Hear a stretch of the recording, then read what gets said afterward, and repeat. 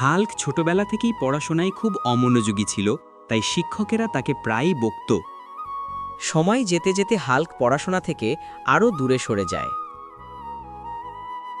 বড় হবার পর তার মা তাকে কৃষিকাজে নামিয়ে দেন।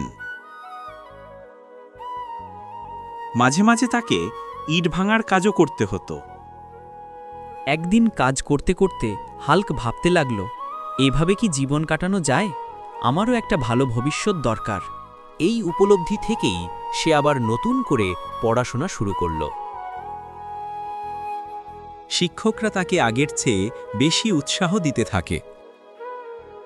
শেষ পর্যন্ত তার ধারাবাহিক প্রচেষ্টার ফল হিসেবে হাল্ক একটি সরকারি চাকরি পেয়ে যায়।